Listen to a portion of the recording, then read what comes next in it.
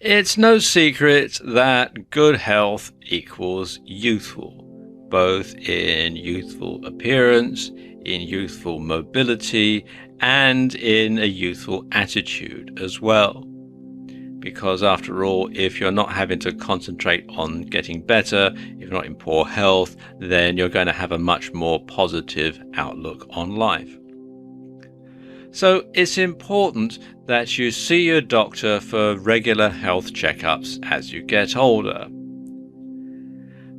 This helps to prevent problems developing or from worsening.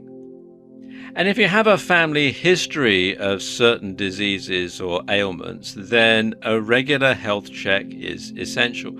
And I don't just mean if your parents or your grandparents had health problems. You also want to look at your wider family. If your siblings start to come down with some sort of health problem, there's a good chance that you might have it too, so you need to get yourself checked out. And the same goes for a bit further afield, uncles, aunts, cousins, etc. Any blood relative that has some sort of ailment or some sort of disease which could be inherited means there's a good chance that you might have it too, so you do need to get yourself checked out under those circumstances.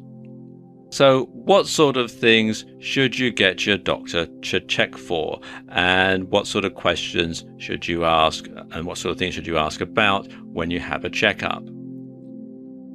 Well, I suppose perhaps the most important thing is cancer screening, because if you treat cancer early enough, then you can literally save your life.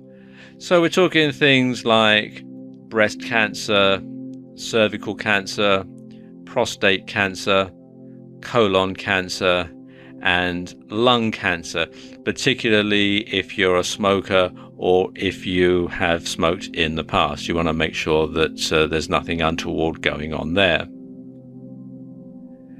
You also want to get your doctor to check your cholesterol, and this is particularly important if you're over 40, because then cholesterol can start to build up.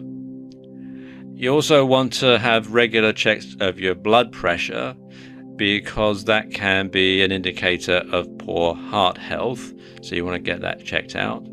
You also want to get checked out for HIV or AIDS if you're in a high-risk group. So if you're gay, or if you've had a blood transfusion in the past, or if you are or have been an intravenous drug user and have shared needles, then you want to make sure that you regularly get checked out to make sure you're not developing HIV or full-blown AIDS.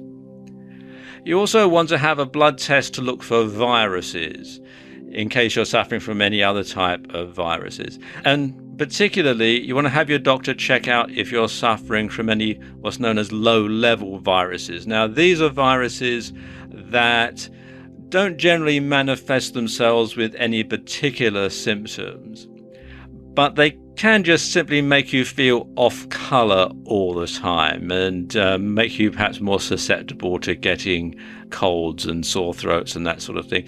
And quite often, if you don't have a lot of energy, if you're feeling sort of generally blah all the time, it may well be that you're suffering from a low-level virus and you want to get that checked out. You should also see your dentist regularly. Bad teeth can be very aging, and extractions can cause hollow cheeks, which can put years on your appearance.